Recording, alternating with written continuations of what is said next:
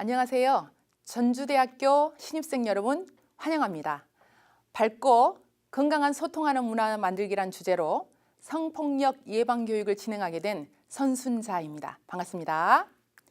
자, 오늘의 강의는 이렇게 진행을 하도록 하겠습니다. 먼저 우리 성인지 감수성에 대한 개념 정리를 해보고 성폭력에 대한 개념도 정리가 필요하겠죠. 학교 내외에서 우리가 일상생활에서의 폭력이 그중에서 성폭력은 어떤 것들이 있는지 사례를 통해서 살펴보는 시간을 갖도록 하겠습니다. 우리의 기본권 중 성적 자기결정권에 대한 개념도 짚어보고 성폭력의 가해자가 되지 않으려면, 성폭력에 노출되지 않으려면 성폭력을 당했을 때는 우리가 어떻게 대처해야 하는지 살펴보는 시간을 갖도록 하겠습니다. 옆 사람을 한번 마주 봐 주시겠어요? 나는 옆 사람과 눈, 코, 입, 귀 이런 부분들의 차이점들이 다 있을 수 있겠죠. 여러분들이 옆 사람과 나의 차이점, 다른 점을 한번 찾아봐 주시기 바랍니다. 여러분들 잠깐만요. 차이점을 찾아보실 때 여러분들 생각의 차이도 있을 수 있어요. 그래서 그런 옆 사람들과 차이점을 찾아봐 주시는데 옆 사람과 외향적으로는 키가 크거나 작거나 나이가 많거나 적거나 여성이거나 남성이거나 노인이거나 젊거나 성인이거나 아동 청소년이거나 장애가 있거나 없거나 등 밖으로 보여주는 모습도 모두 다른 점이 있죠. 물론 생각의 차이도, 즉 사고의 차이도 있을 수 있습니다. 그런 다른 점, 차이점들로 여러분들은 차별을 하기도 하시나요? 네, 맞습니다. 여러분들의 오늘의 교육의 목표입니다. 개인의 인격이 존중되고 차이를 인정, 존중하며 차별 없는 모두가 평등한 사회를 만들기 위한 밝고 건강한 소통하는 문화 만들기에 여러분들 동참해 주실 거죠? 먼저 성인지 감수성에 대한 개념부터 짚어보도록 하겠습니다. 성인지 감수성이란 성별 간의 불균형에 대한 이해와 지식을 갖춰 일상생활 속에서의 성차별적 요소를 감지해내는 민감성을 말하죠. 여성과 남성이라는 성역할 고정관념이나 편견을 가지고 성차별적인 생각과 행동을 하고 있지는 않은지 이러한 문제점을 극복해낼 대안을 찾아내는 능력을 포함하여서 자기 자신을 성찰해 볼 수 있는 능력을 성인지 감수성이라고 얘기합니다. 여러분, 성인지 감수성을 깨워보는 시간을 가져보도록 하겠습니다. 성인지 감수성을 깨우고 향상시키는 시간이겠죠. 자, 우리는 이러한 그림을 픽토그램이라고 부릅니다. 문자를 모르는 외국인이나 아이들도 쉽게 이런 그림을 보고 무슨 일을 하는지, 어떤 의미를 가졌는지, 무엇을 어떻게 안내하는지 정확하게 알 수 있는 그림이죠. 자, 왼쪽 그림과 오른쪽 그림을 한번 살펴보시기 바랍니다. 여러분은 이 표지판을 보고 어떠한 점이 인권적인 관점에서, 성인지적 관점에서 불편한지 우리 한번 생각을 펼쳐보는 시간을 갖도록 하겠습니다. 그렇습니다. 왼쪽과 오른쪽의 그림을 보시면 꼭 아이를 돌보아야 하는 상황은 여성에게, 또한 서비스를 제공하는 성별은 여성으로 표시되어 있는데요. 남성과 여성 차별만을 이야기하고자 하는 것이 아니라 두 가지를 이야기하고 싶었습니다. 첫째, 우리는 이 그림을 보고 불편함을 느낄 수 있는가? 인 것이죠. 두 번째, 이러한 주변의 그림들이 차별이라는 고정관념을 가지고 만들어졌고, 또한 이러한 그림들이 또다시 차별을 재생산하고 있지는 않은가 하는 것입니다. 이러한 그림을 보고 자란 사람들은 당연히 여성, 남성의 성 역할에 대한 고정관념을 가지게 되고, 그러한 고정관념은 또다시 남성과 여성에 대한 역할에 대한 차별을 발생시킬 수 있다는 것입니다. 또 이 그림을 한번 살펴보도록 하겠습니다. 이제 불편한 부분이 혹시 보이시나요? 왼쪽 그림과 오른쪽 그림을 비교해 보면 왼쪽 그림, 즉 여성 화장실에만 기저귀 교환대, 즉 영유아 거치대가 있죠. 남성 화장실 표지판에는 영유아 거치대가 표시되어 있지 않습니다. 즉 꼭 여성만이 아이를 돌보아야 한다는 또 하나의 성차별적인 요소가 포함되어 있는 픽토그램인 것이죠. 요즘 우리나라 휴게소나 영화관 등의 화장실 표시입니다. 여러분들 이 그림을 한번 살펴봐 주시죠. 남성 화장실 표시와 여성 화장실 표시의 차이점을 여러분들 찾아봐 주시기 바랍니다. 다른 데는 다른 그림은 다 똑같은데 여성 화장실 표시에만 임산부 표시가 한 개가 더 있죠. 즉 남성 화장실에 장애인 화장실과 기저귀 가리대가 표시되어 있으면 물론이고 또한 감수성을 좀 더 발휘해서 살펴보면 이러한 표식들이 화장실 문 중간쯤에 시각 장애인들을 위한 넓은 점자 표식과 함께 색깔도 선명하게 표시되어 있음을 알 수 있습니다. 이렇게 표시할 수 있는 능력이 성인지 감수성과 더불어 인권 감수성이 얼마나 높은지 민감한지이며 더 나아가 장애인도, 노인도, 아동도, 청소년도, 여성도, 남성도 일상에서 존중받는 한 인간으로, 한 사람으로 살아간다는 느낌과 함께 차이를 인정하고 존중받고 불편함이 많지 않은 삶을 살아갈 수 있겠죠. 가족 도우미 화장실을 표시한 이 그림도 마찬가지로 성차별적 요소가 배제된 서로 존중하는 문화를 확산시키는 데 도움이 될 그림이죠. 휠체어를 밀고 있는 사람, 기저귀를 교환하고 있는 사람은 여성과 남성으로 구분한다기보다 사람으로 이해하시면 되겠습니다. 여러분, 남자 직업, 여자 직업 따로 있다고 생각하시나요? 요즘은 구분이 많이 없어졌죠? 여성 정비사, 육아휴직을 하고 있는 남성, 여성 소방관, 남성 간호사, 여러분들 불편하지 않으시죠? 그리고 남성 보육교사, 여성 우주인, 남성 셰프, 남녀 직업에 대한 불편한 마음이 들지 않는다는 것은 여러분들 스스로 성인지 감수성이 높다고 볼 수 있겠습니다. 여러분, 사람과 사람 사이에도 경계가 있을까요? 맞습니다. 사람과 사람 사이에도 반드시 경계가 존재합니다. 사람과 사람 사이에는 반드시 경계가 존재한다고 말씀드렸죠. 사람과 사람 사이에는 사회적 거리라는 게 있기에 가족처럼, 연인처럼 아주 친밀한 관계인지 아닌지에 따라 사회적 거리, 심리적 거리는 달라질 수 있는 것입니다. 여러분, 사람과 사람 사이에 반드시 있어야 할 경계를 넘어선다는 것, 이 경계를 침범하거나 침해하거나 강요하거나 강제한다는 것이 곧 폭력인 것입니다. 그러면 성폭력의 개념에 대해서 정리를 한번 해보도록 하겠습니다. 성폭력이란 상대방의 동의를 구하지 않는 모든 성적인 접촉을 성폭력이라고 얘기합니다. 신체적, 육체적 폭력뿐만 아니라 언어적, 정신적, 정서적, 심리적 폭력을 포함하겠죠. 사진이나 영상을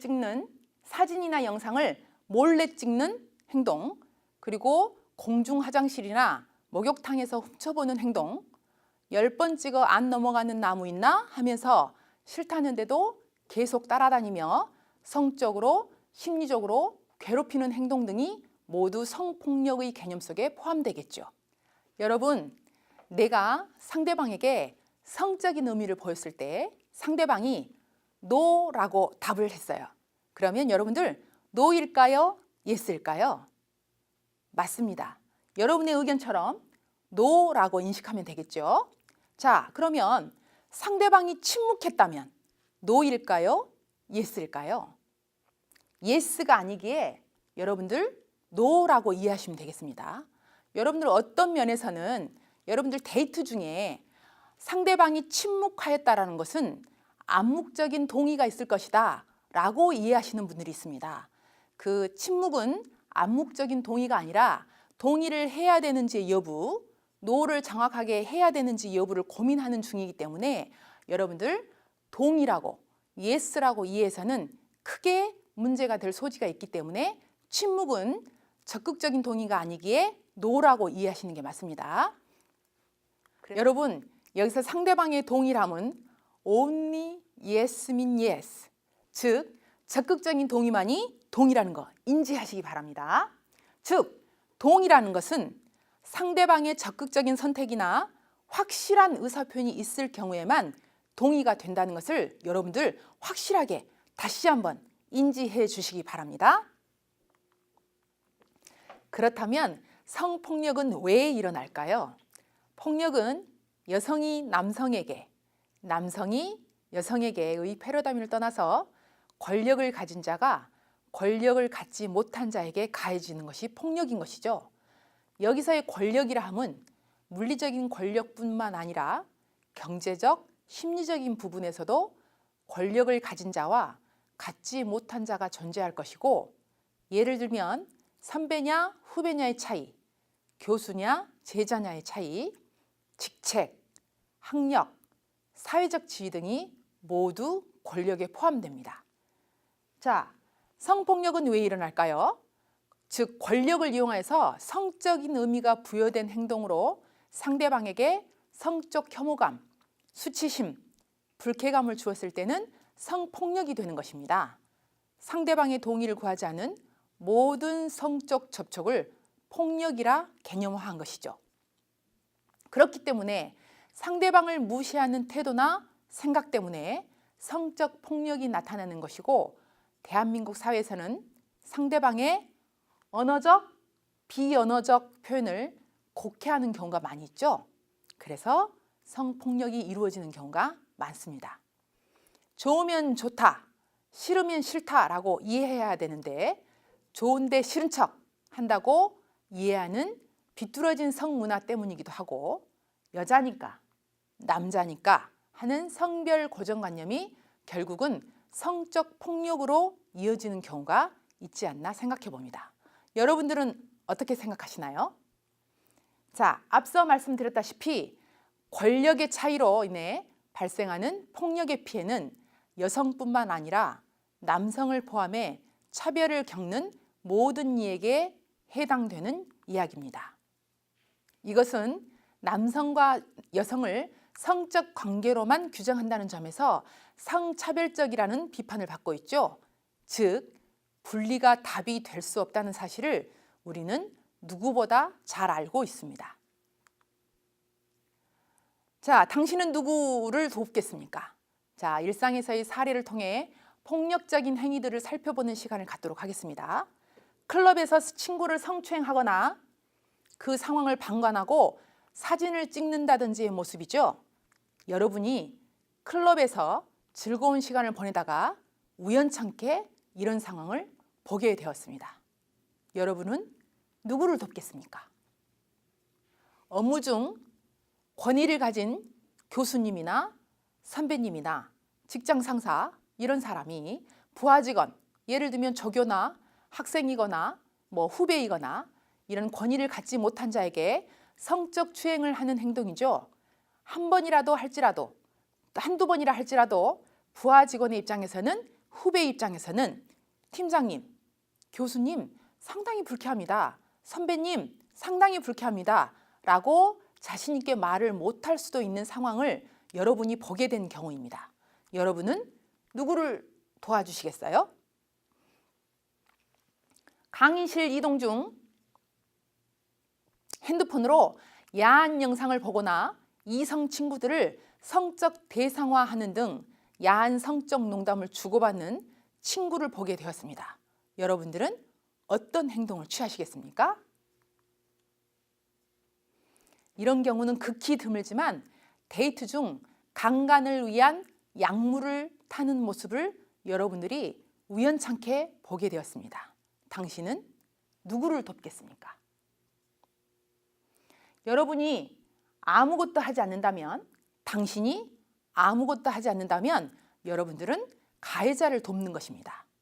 하지만 여러분이 무언가를 한다면 여러분은 범죄를 막을 수 있습니다.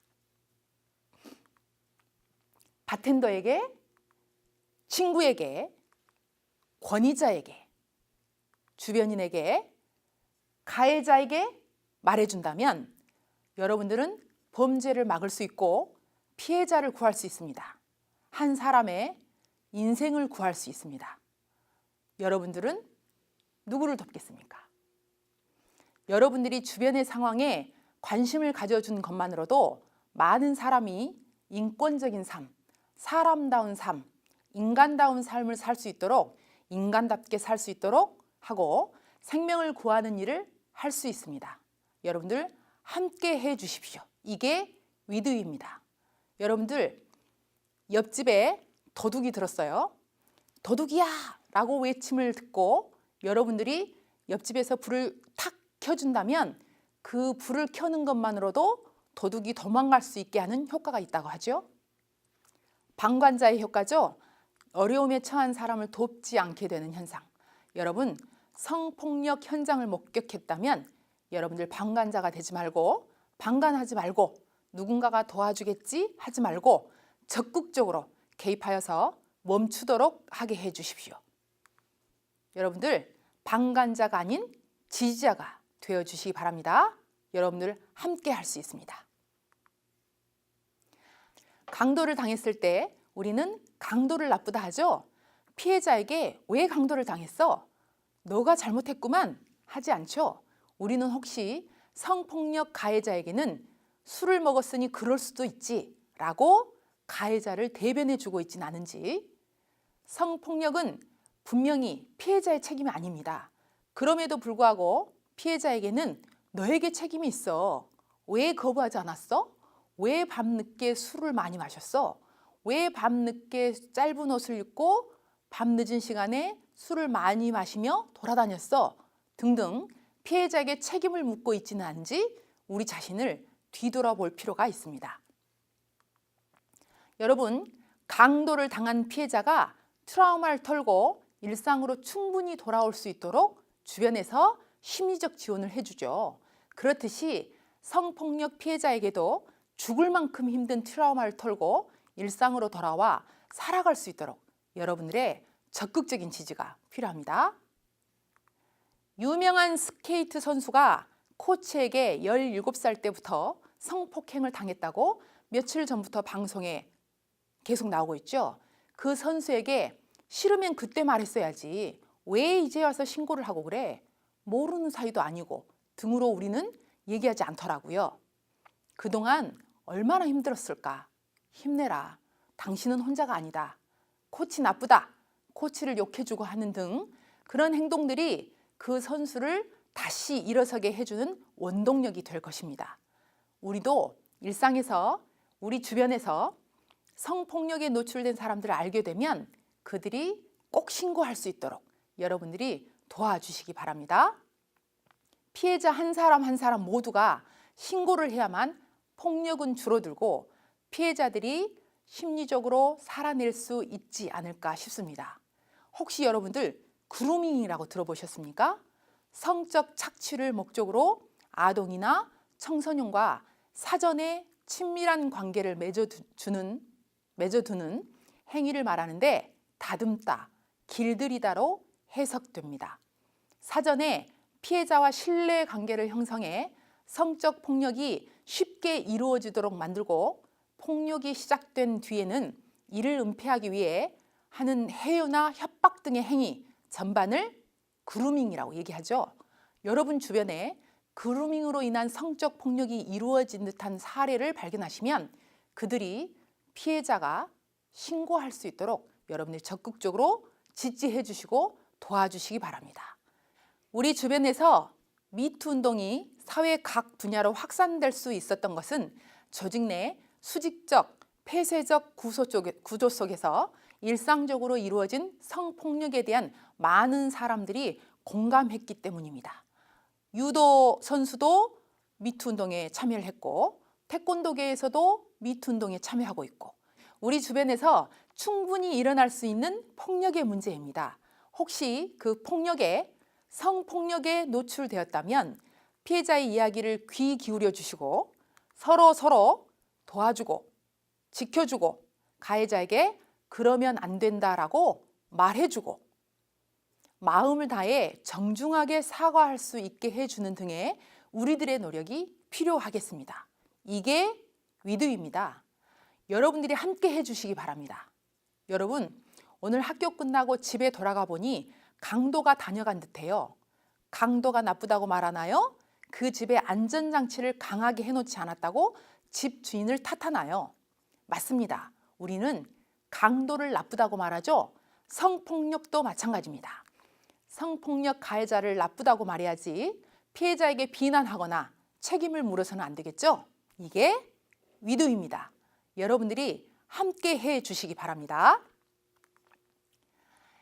일상에서 성폭력 가해자도 피해자도 되지 않으려면 우리가 어떻게 해야 되는지 일상에서 일어날 수 있는 사례를 통해 이야기를 나눠보도록 하겠습니다. 밤 늦은 시간에 술에 취한 친구를 부탁하고 가도 되겠는지, 부탁하고 가도 괜찮을까요? 라는 질문을 했습니다. 부득이한 사정에 의해 술에 취한 친구를 부탁해야 하는 경우 제3자의 관심과 배려가 필요합니다. 동성 친구에게 귀가 부탁 후에 친구의 안전을 확인한다든지, 그 다음에 친구 가족 혹은 부모님에게 상황을 전달한다든지, 택시를 이용할 때에는 친구 집의 주소를 알려주고 그 가족에게 인계해 줄 것을 당부한다든지의 세심한 관심과 배려가 필요하겠습니다. 연인 사이의 스킨십도 허락이 필요한가요? 라고 질문이 들어왔습니다. 아무리 친밀한 사이일지라도 스킨십에 대한 성적 자기결정권은 시시각각 다를 수 있습니다. 따라서 모든 성적 행동에는 서로의 동의가 필요합니다. 상황에 따라 자신의 성적 의사의 결정과 솔직한 자기 표현은 필수이고요. 상대방의 언어적, 비언어적 의사를 수용하는 자세 절대적으로 필요합니다. 노는 노다. 침묵도 노다. only yes만이 yes다 라고 인지하시기 바랍니다. 다음은 야한 농담이 왜 문제가 되나요? 라는 질문이 들어왔습니다. 자, 모든 농담이 문제가 되는 것은 아닙니다. 하지만 성적 의미를 담고 있는 음담패설 혹은 상대방을 성적으로 비유하거나 성적 대상으로 여기는 발언들은 상대방에게 성적 수치심, 성적 모욕감을 줄 수 있으므로 성적 자기결정권을 침해하는 행위에 해당됩니다. 이것 또한 성폭력이 되겠죠. 노는 노다. 침묵도 노다. only yes만이 yes다. 여러분들 인지하시기 바랍니다.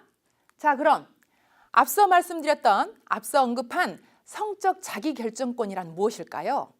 성적 자기결정권이란 개인이 사회적 간행이나 타인에 의해 강요받거나 지배받지 않으면서 자신의 의지나 판단에 따라 자율적이고 책임있게 자신의 성적 행동을 결정하고 선택할 권리를 말하죠. 방종과는 다른 것입니다. 모든 사람은 자신이 원하지 않는 성적 행위를 거부하고 반대할 수 있는 권리를 갖고 있기에 상대가 원하지 않는 성적 행위는 아무리 사소한 것일지라도 강요해서는 안 될 것입니다. 타인의 몸에 대한 권리를 어떤 경우에라도 어떠한 이유에서라도 강제하거나 강요하거나 침해하거나 침범해서는 안 될 것입니다. 물론 다른 사람의 생각도 사고도 심리까지도 강제하거나 강요하거나 침해하거나 침범해서는 안 되겠죠. 즉 타인의 성적 자기결정권을 존중해 주어야만 나의 성적 자기결정권을 존중받을 수 있겠죠. 자, 제가 안전하고 행복한 사회를 외치면 여러분들은 모두가 안전파수꾼이라고 크게 외쳐주시면 되겠습니다. 안전하고 행복한 사회, 우리가 안전파수꾼. 네, 개인의 인격이 존중되고 차이를 인정하고 존중하며 차별 없는 모두가 평등한 사회를 만들기 위한 밝고 건강한 소통하는 문화 만들기에 여러분들 동참해 주실 수 있죠? 네, 감사합니다. 오늘 강의는 이것으로 마치도록 하겠습니다. 고맙습니다.